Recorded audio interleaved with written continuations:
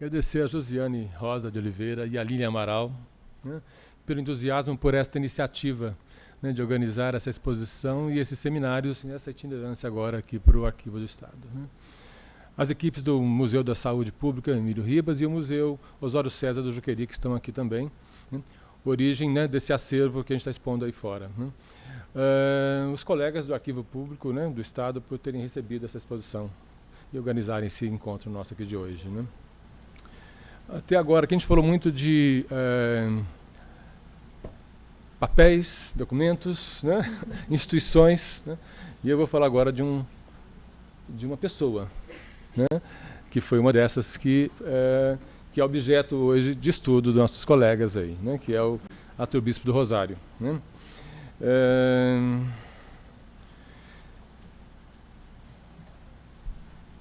Eu não vou falar, então, portanto, de papéis, né, de imagens, né, que se configuram nesses arquivos, né, mas vou falar, na verdade, de um inventário, né, um arquivo, né, que é meu objeto de reflexão, que é uma obra de arte, né, que não pretendia ser uma obra de arte. Tem que deixar bem claro isso. Né. Era apenas uma obrigação que o Bispo do Rosário recebia de vozes que ele ouvia, né, de que ele tinha que inventariar o mundo, né, organizar o caos, né, e, obviamente, registrar a sua passagem pela Terra. Né. Vou começar por um outro artista, portanto, agora também. Estera do Patrocínio. Não sei se vocês conhecem, se ouviram falar. Sim. É uma outra artista da colônia de Juliano Moreira. Uma poeta. Eu sobrevivi do nada, do nada. Eu não existia, não tinha uma existência, não tinha uma matéria. Comecei a existir com 500 milhões de anos, 500 mil anos. Logo de uma vez, já velha. Eu não nasci criança, nasci já velha. Depois é que eu virei criança. E agora continuei velha. Me transformei novamente numa velha. Voltei ao que eu era, uma velha. Eu era gases, puro, ar, espaço, vazio, tempo. E era ar, espaço vazio, tempo. E gases puro, assim, ó, espaço vazio, ó. Eu não tinha formação, não tinha formatura, não tinha onde fazer cabeça, fazer braço, fazer corpo, fazer orelha, fazer nariz, fazer céu da boca, fazer falatório, fazer músculo, fazer dente. Eu não tinha onde fazer nada dessas coisas. Fazer cabeça, pensar em alguma coisa, ser útil, inteligente, ser raciocínio. Não tinha onde tirar nada disso. Eu era espaço, vazio, puro. Não deu tempo. Eu estava tomando claridade e luz, quando a luz apagou. A claridade apagou. Tudo ficou nas trevas, na madrugada mundial, sem luz. Estera do Patrocínio, nascida em 1941, outra artista da colônia de Juliano Moreira, que impressionou profundamente a artista plástica Nelly Guttmacher, né, e suas estagiárias, quando esta foi convidada na década de 80 a montar um ateliê na colônia de Juliano Moreira. Internada desde 1962, Estela se destacava dos outros pacientes por sua fala peculiar, com alto teor poético. Algumas de suas falas foram gravadas em fitas cassetes e quase 15 anos depois foram transcritas, organizadas em forma de poesia e reunidas em livro pela escritora Viviane Mosé. Reino dos bichos e dos animais é o meu nome. Totalmente abandonada pela família, Estela permaneceu por quase 30 anos internada na colônia psiquiátrica, sem nunca ter saído de lá. Veio a morrer em 1997, vítima de uma infecção generalizada. Não é só Estela também que passou por ali, né? Ernesto Nazaré, Arlindo, Clóvis, Aidir, Patrícia, José Carlos, Pedro, Lobão, Alex, Vitor, são os artistas hoje que frequentam o Ateliê Gaia. Né? Claro, Ernesto Nazaré já morreu faz tempo. E muitos outros artistas que existem sem nome ou apenas no primeiro nome. E Arthur Bispo do Rosário, mais um desses artistas da colônia de Juliano Moreira. Exceto, é o mais conhecido. Né? É o mais cultuado e o mais radical dos artistas que floresceram na antiga colônia de Juliano Moreira. Exceto que o manicômio não curava, isso já é de conhecimento, né? Não tinha o que curar. né? Pelo contrário, ele adoecia, a gente sabe muito bem isso hoje, né? Agravava o estado fragilizado dos que eram internados. Se não eram loucos, ficavam. Exceto os manicômios não existiam apenas para confinar e eliminar os indesejados pela sociedade. Internavam também os ditos loucos, né? Hoje vivemos um retrocesso social e humano, é bom observar, né, e existem hoje, né, outras formas de aprisionamento do sujeito, né? O artista Bispo Rosário, sergipano de Aparatuba, foi diagnosticado com esquizofrenia paranoide em 25 de janeiro de 1939. Bispo, como ficou conhecido, foi levado para o pavilhão 11 do núcleo Ulisses Viana, da colônia João Moreira, e por lá ficou entre entradas e saídas quase 50 anos. Durante toda a sua permanência internado, Bispo do Rosário utilizou o espaço da instituição como seu ateliê, onde criou muito mais do que as 804 obras listadas hoje, né, e tombadas pelo INEPAC do Rio de Janeiro. Muito do que fez se perdeu após sua morte. O artista sergipano e sua obra foram trazidos para o conhecimento público pelo crítico de arte e jornalista Frederico Moraes, quando organizou a primeira mostra individual do bispo no Rio de Janeiro em 1989. E depois em São Paulo, no Museu de Arte Contemporânea da Universidade de São Paulo, em 1990. Passados esses mais de 26 anos da primeira exposição, o nome figura entre os consagrados da arte brasileira. E a obra, da maior relevância por sua beleza, por sua verdade, por sua pureza estética e os significados psicanalíticos que traz, que nos ajudam na compreensão do incompreensível, né, o estágio da loucura, né? O bispo preto, pobre e louco tem inspirado gerações de artistas desde que foi revelado para o mundo da arte. Alguns ficam chocados, outros ficam atônitos, gera suspense na arte, a indignação de alguns que não consideram artista e o que fez não ser arte, né? O faz ainda mais artista e o que deixou a mais pura arte que a criação humana poderia conceber, né? Mais chocados ficaram os que veem em Bispo um dos grandes artistas brasileiros do século XX. Obriga a reescrever a história da arte brasileira hoje. Alguns chegam à loucura de o colocar entre os maiores expoentes da arte brasileira, os monstros Lígia Clark e Elliot Sica, considerados os dois mais relevantes nomes da arte brasileira de todos os tempos. E agora, desde 1989, tem um terceiro a roubar a cena desses dois que vieram depois de Bispo, o não artista, né? É tudo que Lígia Clark e o Elliot Sica preconizaram em suas obras e discursos artísticos. O não artista, né? A não arte, né? E o Bispo fazia isso ali, sem querer ser artista. E o Museu Bispo Rosário de Arte Contemporânea pegou para si essa obrigação de preservar, conservar e difundir a obra do artista, não artista, o mais artista de todos, né? E das poucas instituições culturais que localiza-se na zona oeste do Rio de Janeiro, é das poucas instituições culturais, né, que localiza-se na região da zona oeste do Rio de Janeiro, a maior e mais populosa, né, da cidade, né? E também das mais carentes, né, em atividades culturais. Não é à toa que, ainda hoje era assim, né, que a colônia de João Moreira foi implantada ali em 1924. Né? Era uma área de pântano, né, de mangue, né?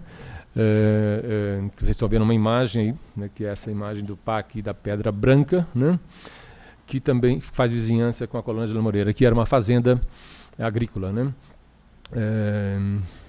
Inicialmente ela foi aberta como um manicômio masculino, né, agrícola, né, em 1924. A instituição municipal funciona desde 1992, né, em um edifício de múltipla ocupação na colônia de João Moreira, o antigo hospital psiquiátrico, né, localizado em Jacarepaguá, essa é a região de Jacarepaguá, né, a zona oeste, que reúne, né, nessa instituição que se reúne todo o acervo do artista. Ele é 100% público, né, e tem outros artistas ainda, né, nessa coleção, cerca de 700 trabalhos, né, de outros autores, né, na mesma condição, em parte, né, como os da coleção do Juqueri, muitos anônimos, né.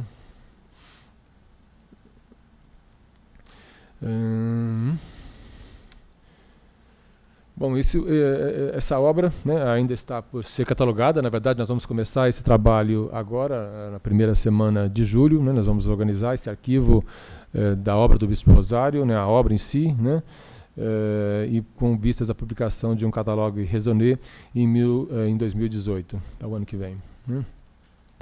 Bom, e com o patrocínio da Galeria Paulistana Almeida Dale, né, uma participação público-privada aí nessa iniciativa. inédita, na verdade, né? E vamos começar também um trabalho de restauração e conservação da obra que se encontra em estado de lamentável, diria isso, né, de conservação, bastante precário tudo, né? E a gente começa agora também um trabalho de restauração, de higienização, de desinfestação, principalmente agora, né, porque ela está totalmente contaminada por bichos, né, por insetos, né? Então é isso. Então esse é o nosso trabalho atual no Museu Bispo do Rosário. Né, com esse legado, né, que é singular e único na sua inventividade, né? O bispo foi obrigado, por vozes ocultas, né, que escutava, né, em sua cabeça, a inventar um mundo próprio e universal, né, extraído da vida cotidiana no mundo e na colônia de Lano Moreira. Renomados artistas podem ressoar em sua obra, como Duchamp, o adiantado e evoluído artista que revolucionou a arte no século XX, o nosso Duchamp brasileiro, né? O Flávio de Carvalho, né? Com suas roupas, né? Performáticas, né? Artistas da arte povera, como Michelangelo Pistoletto, Mário Mess, né? Se dermos uma pesquisada em arte povera, vamos encontrar imagens do bispo hoje figurando entre esses artistas, né? O uso de materiais diversos, coletados e acumulados, o aproxima dos artistas sucateiros, né? Do novo realismo, como Armand César e Daniel Spoeri. São artistas como o bispo que se apropriaram do real, né? O uso da palavra e do texto o aproxima dos artistas do fluxus, né? Com o seu modo de fazer as coisas, né? A anti-arte, que está em todas as artes, né? A obra escoa, né? E flui da vida do artista do dia a dia da colônia de Lano Moreira, né? Que foi um dos maiores manicômios do país, né? Perdeu para Barbacena e o Juqueri, né? A vida e a... Opa, está dando um problema aqui. A vida e a morte são uma coisa só na obra de Bispo do Rosário, né? Ela está também, né, em obras como do Leonilson, né, como a obra de Paulo Bruschi também, né, como está também na obra de Udinilson. Falo tudo isso para dizer assim, a contemporaneidade da obra do Bispo do Rosário, hoje, da importância dela, né? Cito todos esses nomes de artistas aí que a gente faz uma referência à obra, né? Portanto, essas relações, né, processuais, a obra do bispo está nessas relações processuais dessa obra desses artistas, né? Artistas que têm como característica na sua obra o acúmulo, né? E a organização de arquivos também, né? Bispo está em muitos outros artistas, né, que não dá para citar aqui, que trabalham com o arranjo dos objetos e das coisas. Bispo não só tinha um trabalho artesanal, que fazia com as mãos, fazia brinquedos, fazia objetos que representavam as coisas do cotidiano, feitos de argila, de madeira e de tecido. Tinha um trabalho que rearranjava esteticamente pelo uso, como canecas, as congas, os chinelos, os chapéus, as gravatas, né, as meias, né, coisas do cotidiano dele e do nosso cotidiano, né, coisas da vida, organizadas no que denominamos vitrines, né? São umas obras que lembram muito aqueles equipamentos dos camelôs que a gente vê na rua. Era onde ele organizava esses objetos do cotidiano. Ainda os artistas que lidam com a memória, como disse Frederico Moraes, em uma espécie de arqueologia da alma e do sentimento. Um artista inventado, nas palavras desse mesmo crítico, que em 1982, enquanto responsável pelo Departamento de Artes Plásticas do Museu de Arte Moderna do Rio de Janeiro, organizou a primeira exposição onde Bispo do Rosário apareceu. A partir daí, gesto que nos fez reescrever a história da arte, portanto, né, ao surgir no meio do caminho da recente história da arte brasileira, fazendo ruído no meio da arte. O crítico Frederico Moraes realizou uma exposição coletiva que levou o título de A Margem da Vida, em que mostrou o Bispo pela primeira vez. Na mesma ocasião, o psicanalista e fotógrafo Hugo Denizar realizava o mais importante documentário sobre a obra do artista com a sua fala, O Prisioneiro da Passagem. Bispo do Rosário viveu cerca de 50 anos de confinamento entre saídas e retorno. O artista dizia sentir saudade do lugar onde ele era guardado, e aí voltava, pedia para retornar, até que um dia pediu para não sair mais, né? Ao confinar-se definitivamente, pôde dedicar-se exclusivamente à sua obra. Dedicou todos os dias, todas as horas dos dias para construir os seus objetos, os seus estandartes, as suas roupas e o grande manto para falar com Deus no juízo final. Viveu para a arte, viveu com arte sem querer fazer arte. Aí estou mostrando umas imagens para vocês da antiga colônia, tá? A arte tem a ver com a loucura. A loucura é necessidade da arte. Todo artista precisa de uma dose de loucura para criar, ou seja, é necessário ser artista e louco ao mesmo tempo para fazer arte. É o que pode-se aprender ao ler o texto Arte e Necessidade Vital, de Mário Pedrosa, de 1947, apresentado 69, 70 anos atrás, né? Ao apontar que o problema da criação em todos os domínios artísticos, portanto, consistiria em libertar os criadores das associações mentais já feitas, já acorrentadas automaticamente, né, a certas fórmulas. Ele pega como exemplo a criança que seria a mais liberta dessas associações tirânicas que o adulto cria para si. E o homem mentalmente anormal seria, nessa lógica, mais liberto do que o mediano. Uma das funções mais poderosas da arte é a revelação do inconsciente. E este é tão misterioso no normal como no chamado anormal. As imagens do inconsciente são apenas uma linguagem simbólica que a psiquiatria tem por dever decifrar.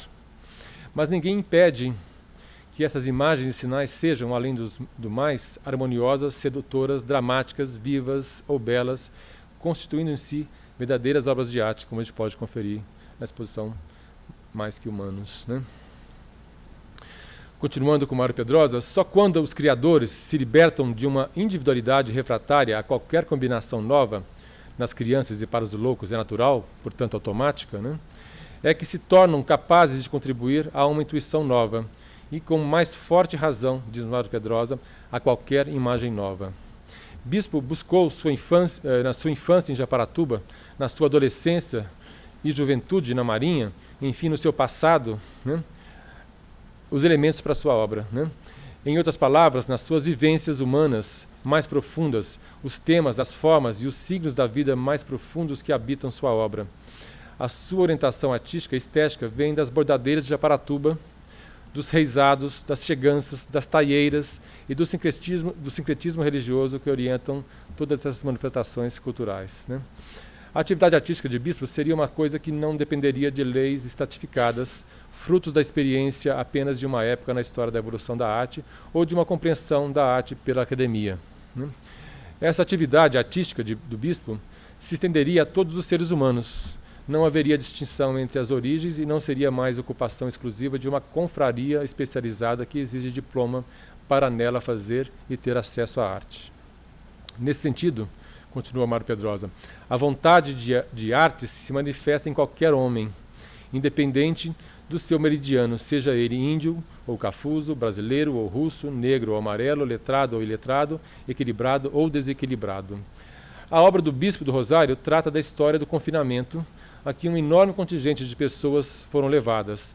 Trata das experiências científicas, medicinais e das iniciativas artísticas para minimizar o transtorno e a dor causadas por esses procedimentos de aniquilar o sujeito da sociedade. Procedimentos que levam indivíduos para o anonimato das instituições psiquiátricas, deixam de ser sujeitos ao adentrarem os hospitais psiquiátricos, né? Abafavam a fala dessas vítimas que encheram esses enormes manicômios do fim do século XIX até o princípio dos anos 90. Condição de uma nação que acreditava que, limpando os indesejados da sociedade, alcançaria a condição de país desenvolvido. Passados mais de 150 anos da criação dos primeiros manicômios, ainda hoje pensamos assim, né? Os desenhos, a arte dos alienados, indicam um caminho para encontrar a gênese da tortura imensa que sacode a alma do louco e de tudo que se passou dentro dos muros dos hospícios brasileiros, mantido por ideais perigosos que jogaram para a clandestinidade e o esquecimento uma enorme parte da população brasileira. Parece que a criança, como os loucos, impulsionando livremente o lápis, os instrumentos artísticos, desdobra toda a tragédia da vida e do mundo, todos os cataclismos da alma e do pensamento, escreveu Flávio de Carvalho, em um artigo publicado originalmente na revista Rumo, em 1933. A observar a arte dos loucos do Hospício Juqueri, no interior de São Paulo. Este acervo que a gente está vendo aí. O que apontou Flávio de Carvalho é que as crianças e os loucos veem a dolorosa caricatura de tudo e dramatizam tudo, numa simplicidade de formas e de cores que fazem invejas aos grandes artistas. Essa é a grande verdade, né? Os artistas olham para os loucos para aprender a fazer arte, né? No entanto, a arte feita por essas pessoas, né, com distúrbios mentais é ainda tratada no meio da arte dita normal como marginal. É aquela que não se enquadra nos padrões e conceitos da arte contemporânea feita por artistas novamente dito normais, né, mas que buscam inspiração nessa vertente da arte da liberdade livre, né? A tão almejada livre expressão. Jogam essa expressão artística da liberdade, feita por pessoas com algum distúrbio mental, no escaninho da arte dita popular. É o caminho mais fácil por entenderem que esses artistas não teriam a intenção de fazer arte ou mesmo de que seriam autodidatas, né? Sem instrução cultural e artística, né? Seriam para eles os intelectuais, né? Críticos de arte e historiadores, diria que alguns desinteressados e muitas vezes cansados de se deparar com outras formas e novas formas de se fazer arte. Aceitam apenas aquela feita, criada, inventada e que segue rigorosos protocolos institucionais e do mercado, com a intenção e o conhecimento de se fazer arte. As que não se enquadram nesse padrão seriam as inferiores, as realizadas pelas classes populares e, no nosso caso, a dos pacientes de hospitais psiquiátricos, né? Essas seriam enquadradas em outras categorias, como a arte dita popular, a arte bruta, a arte do consciente, a arte naif e até mesmo entendidas como o artesanato. Mas o reconhecimento, quando há para esta arte virgem, né, espontânea, inocente e descompromissada, vem dos próprios artistas, por incrível que pareça. Artistas como o francês Jean Dubuffet, né, que ficou conhecido por cunhar a definição dessa arte como arte bruta, de Flávio de Carvalho, que vai olhar muito antes do Dubuffet, com entusiasmo para a produção ao se deparar com os desenhos dos artistas do Juqueri, né? Temos artistas que, de alguma maneira, assumem terem sido influenciados por essa produção. Como estou falando para vocês, o Abraham Palatinic é um desses artistas que frequentou, junto com o Almir Mavinier, outro grande artista brasileiro, importante, né, no final dos anos 1940, né, no ateliê montado pela Nisa Silveira. A Nisa Silveira ela trabalhava junto com alguns artistas, né? Ela não era uma iniciativa só dela, na verdade, de trabalhar com arte, né? Então ela tinha essa colaboração desses artistas para aplicação, né? Viu sua obra, o Platinic falando isso, né? Ele viu sua obra se transformar e radicalizar na ideia de escultura ao propor suas caixas de luz que desenham formas transfiguradas e abstratas, imagens do consciente. O Platinic, antes dessa experiência com os artistas da colônia da Nisa Silveira, né? do Gen de Dentro, né? Pintava paisagens quase acadêmicas, sei lá, né? Uma pintura moderna ali, né? Figurativa, né? E quando ele se depara com a obra desses artistas, ele para de pintar. Ele passa um tempo sem pintar, vai viajar, né, chocado com aquilo que ele viu, né, e quando ele volta, né, ele para com o discurso de que ele, ao ver aquela obra, ele diz: eu não sei pintar, eu não sei fazer arte, né? E aí ele sai por um tempo, né? Depois ele volta e a obra dele se transforma completamente, né? O que a gente conhece hoje da obra do Palatinic é a partir dessa experiência dele com esses artistas no Engenho de Dentro, né? Deixa eu ver aqui. Bom, temos muito que aprender, né, ainda com a obra do Arthur Bispo do Rosário, né? Obra que conscientemente nos propõe olhar para o caos do mundo quando tenta reorganizá-la construindo os seus trabalhos, né? Vivemos em um mundo normótico, ávido pela normatização de tudo. As pessoas cada vez menos conseguem lidar com a subjetividade, o imprevisível, o tempo e a brevidade das coisas. A liberdade que o estado de loucura propõe torna-se para o homem contemporâneo, que se apega complacentemente à normalidade refratária às mudanças, né, uma necessidade vital para a mudança, né? O acervo do Bispo Rosário, né, fica dentro da colônia de Ana Moreira, né, nos cafundós do Rio de Janeiro, bem assim nos limites da cidade, né? Os homens são tão necessariamente loucos, né, que não ser louco seria uma outra forma de loucura, escreveu Blaise Pascal, filósofo francês que viveu no século XVII, que iguala tudo e todos, né? Todos aqui seriam loucos, ainda mais loucos por nos considerarmos seriamente seres humanos e, portanto, superiores, né? A arte degenerada, termo criado pelos nazistas, quando comparam a arte moderna com a arte dos alienados, a arte daqueles que perderam a razão, dos dementes, a arte bruta, que seria as produções de arte de toda espécie, feitas por pessoas obscuras e alienadas, mas de forte inventividade e muito espontâneas, na definição de Jean Dubuffet. A arte primitiva, daqueles que são considerados broncos e inocentes. A arte dos alienados e a arte de terapia são outros adjetivos para a arte feita por essas pessoas com algum distúrbio mental. Não faltam definições para não enquadrá-las, né, o que quer que seja, né, a arte dos loucos, né, no sistema da arte. São as muitas definições que para essa produção artística feita por pessoas espontâneas, libertas e em êxtase constante, na definição de Michel Foucault, né, em seu livro História da Loucura. A loucura passou a ser associada no Ocidente a uma doença em que o ser doente deveria ser enclausurado e ainda culpabilizavam o indivíduo, né, por essa loucura, por essa doença, né. Por isso tratamos com tanto medo, estranheza e preconceito as pessoas com alguma esquizofrenia, né.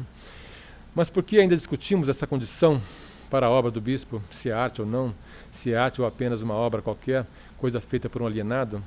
É uma questão que não temos resposta. A arte não encontramos na natureza, a arte não vem da natureza, é invenção humana. É tudo que vem do humano. Aceitamos ou não o que está exposto no arquivo do Estado, no Museu Bispo do Rosário Arte Contemporânea, no Museu do Inconsciente, no Engenho de Dentro, como arte, né?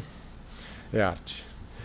Temos essa necessidade de sempre estarmos reafirmando a cada exposição esses artistas que habitam esses lugares, que ficam muito tempo à margem da sociedade.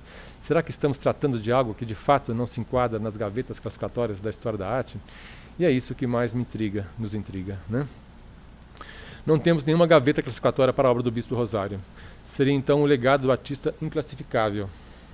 Aquela obra que não pode ser inserida dentro de uma classe ou categoria da história da arte, pois inclassificável seria aquilo que não temos ainda definição, não temos como qualificar com precisão. Sempre há dúvida, a incerteza, ou o risco de errar que ronda quem é enfático e afirmativo diante do que é estranho, extraordinário e principalmente inoportuno. Não temos e não queremos, acredito, ter uma chave que pode encerrar a obra se vier a ser enquadrada, o que não permitirá mais as especulações, né? A arte do bispo é mais complexa, pois o artista nos provoca ao afirmar no documentário do cineasta Hugo Denisart que o que estava fazendo não seria arte. Era apenas uma missão, uma ordem que recebia para fazer aquelas coisas. Mas também disse no mesmo vídeo que viria a ser reconhecido pelo que estava fazendo. Talvez aí queria dizer que sim, que seria reconhecido por seu trabalho de organização do caos do mundo. Estava certo, legou uma obra única, original e sem precedentes. É isso. Eu vou mostrar umas imagens aqui para vocês conhecerem um pouco da colônia Juliano Moreira rapidamente. Esta aí são imagens da cela do Bispo do Rosário, que está preservada. É o único pavilhão, né, desse núcleo Ulisses Viana que foi preservado. E é onde a gente pretende levar o Museu Bispo do Rosário, né, tornar a cela uma reserva técnica em exibição, né, que as pessoas possam visitá-la vendo a obra do Bispo da maneira como ele concebeu, né.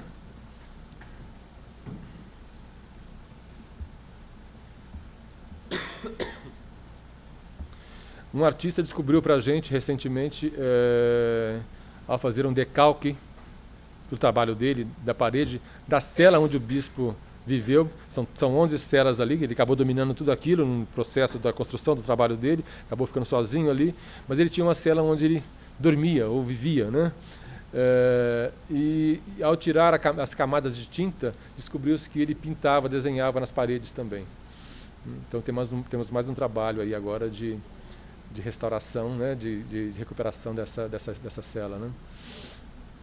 O artista, né, com seus estandartes, aí, um dos seus estandartes, né, vestindo as suas roupas que ele confeccionava, o Elvin, né. Essa é a entrada atual da colônia Juliano Moreira, um estado em franca decadência, né. Uma vista da atual o centro histórico, né. Isso é do século XIX, essa construção. Esse aqueduto é do século XVIII, né, é mais antigo que o aqueduto da Lapa, né, fazia parte dessa fazenda, né. Vista de um núcleo, né, Franco da Rocha, onde estão internados ainda, né, alguns pacientes, né, são cerca de 300 pacientes internados hoje na colônia de Juliano Moreira, que não têm condição de ressocialização, né, então eles permanecem ali por condições de idade, doença, né.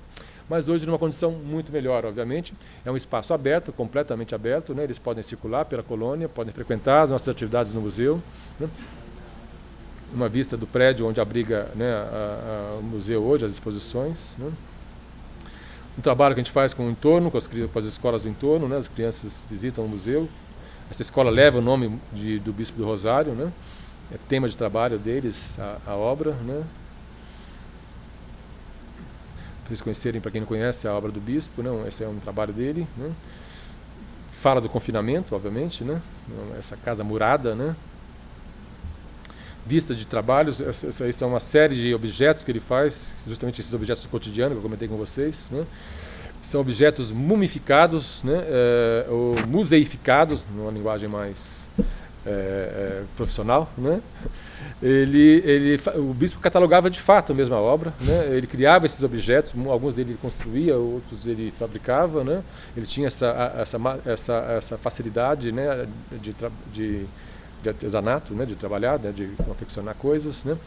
E aí ele cobria esses objetos com a linha azul, que era uma linha que ele desfazia do uniforme, né? Ele desfazia os uniformes, transformava esses uniformes em linhas, né? Em novelos de linhas. Depois ele vinha bordando ou recobrindo os objetos e ele numerava, né? Assim, ele botava uma catalogação mesmo, tinha um número, B12, né? E o sentido daquele objeto, né? Ou o significado dele, ele escrevia raquete, como vocês estão vendo ali, né? Aí tem ali, né? Deixa eu ver, não consigo ler, né? Matraca, né? Por exemplo. Então ele ia nominando as coisas também, né? Nessa organização dele, né? Listava nomes, coisas, pessoas, né? História, né? Ele foi marinheiro, né? Então ele tem uma coisa com navios, barcos, né? O bispo passou, a obra principal do bispo, ou não digo principal, a mais importante, de fato, ele dava esse sentido para esse trabalho, né? Que é o manto, né? Ele passou confeccionando esse manto praticamente todo o tempo que ele ficou confinado, né? Que ele ficou internado, né? Nós encontramos umas imagens recentes agora de um fotógrafo francês, Jean Manzon, feitas em 1943, onde o bispo já vestia o manto dele. Vocês estão vendo ao fundo ali o manto, né, pendurado, né? O bispo lia, ele colecionava, né, juntava revistas, jornais, né? Então não era, né, assim, aleatório tudo isso, né? Esse é o manto, né? Vistas da reserva técnica do museu, o manto em exposição, né, com toda a sua riqueza. O manto é muito interessante, quando a gente fala de arquivos aqui, né? Toda a obra dele está ali, na verdade, né? Praticamente todos os objetos que ele museificou, mumificou, estão ali representados também, né? E por dentro do manto ele é todo escrito, né? Ele é bordado com nomes predominantemente de mulheres, né? Pessoas, claro, que fizeram parte da vida dele, né? São vistas da cidade de Aparatuba, né? Laranjeiras, né? No Sergipe, a região de onde o bispo veio, né? Nasceu. Vistas das festas, né, populares, né? É muito interessante a gente observar, por exemplo, algumas roupas do bispo. Ele tem 2 paletós, né, que são, que para mim, vem daí, né, dessa memória que ele tem. Essa aí é uma imagem de um cortejo, né, que chama Chegança, né, que é uma história bonita, né, de marinheiros que foram para o mar. E o barco, né, e eles entraram em deriva, o barco entrou em deriva em alto mar, e eles fizeram uma promessa de que toda vez que se eles encontrassem o caminho de volta, em todos os portos que eles parassem, eles fariam um cortejo, uma festa, né? Então é interessante pensar isso com relação à obra do bispo, né, de como isso aparece ali, né? Aí uma vista também de um outro cortejo das virgens, né? São meninas que saem num cortejo, esqueci o nome agora, deu branco agora, dessa manifestação aí. Mas é interessantíssimo que é um cortejo feito só por meninas virgens, né? E a líder, né, ou a líder espiritual, melhor, né, a Loxa, né, está na 3ª geração, né, começou no século XIX essa manifestação cultural, né? E está na 3ª geração agora. A Loxa atual é a Bárbara, né? E ela tem que permanecer virgem a vida toda, né? Ela não pode ter contato com homens, só com essas meninas, né? E quando as meninas perdem a virgindade, elas saem do grupo, elas saem do cortejo, né? E todos vão em direção a essa igreja, todos os cortejos de Laranjeiras vão em direção a essa igreja, a Igreja dos Negros, né? As virgens em cardumes do Bispo do Rosário, portanto, né, em direção à igreja, né?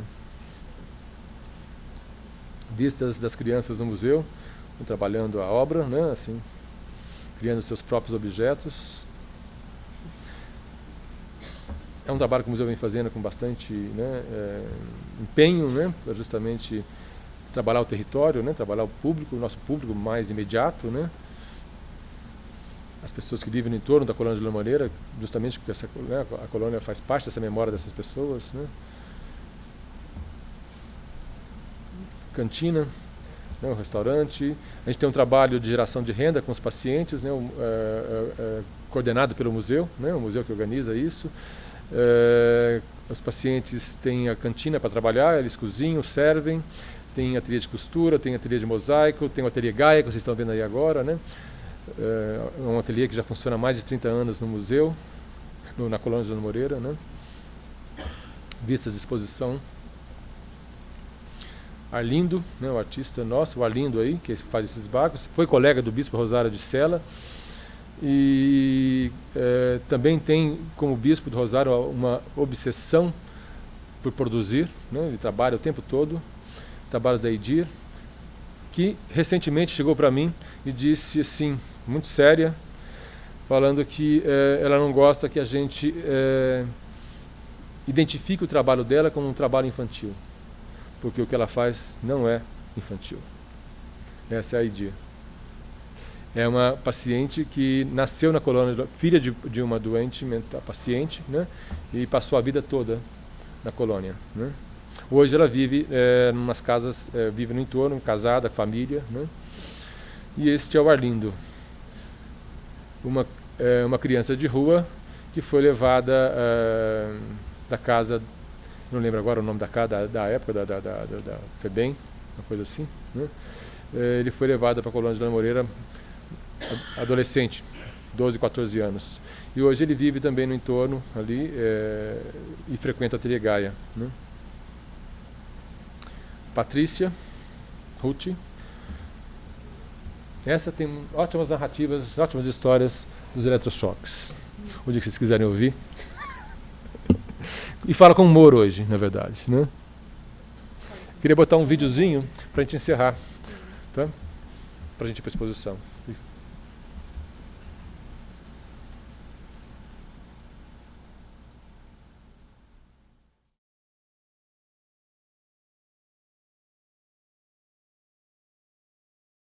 Quando você descobriu que era um artista? Foi depois que eu saí dos pavilhão, que disseram que nossa vida ia melhorar, que a gente ia ter, cada um ter um espaço de uma casa, a ter um lugar sossegado para a gente conviver nossa vida. Aí eu fui começando já a construir meu avião, fazendo um barco, fazendo um navio, pondo na madeira. Esse aqui é meu espaço. Porque naquele tempo não, a gente não era se tratar como artista, não, era tratar como um cachorro dentro dos quartos fortes. Dentro do quarto forte a gente era tratado como um cachorro, como um bicho. Eu achava que bicho nenhum não podia ser maltratado, bem tratado, né? Então a gente era tratado ali como bicho, que a maioria dos pessoal que mora aqui dentro da colônia não gostava da gente não. E agora? E agora estão chegando perto porque tá vendo quem é a gente agora. Tá vendo quem é a gente. E quem é você? Fala pra mim. Eu sou artista, Arlindo Oliveira da Silva. Aí tem um barco, tem avião, tem navio, tem helicóptero, tem o riado lá no canto, mulher cobra, tem outro BRT, lá tem outro cantor também lá atrás, tem cobra lá atrás, tem outro carrinho, tem o cansado também, tem outro BRT aqui. Estou cheio de trabalho. Acho que o que tem mais trabalho aqui sou eu. Por que você gosta de fazer caminhões? Qual é o motivo? É por causa das crianças. As crianças adoram quando eu faço os carros. Quando as pessoas falam bem do seu trabalho, você fica emocionado? Ah, eu gosto. Quando diz meu parabéns, eu vou para outra parte de lá, fico lá trabalhando sozinho, olhando para cá. É a coisa que você mais gosta de ouvir? Você fica mais feliz? É.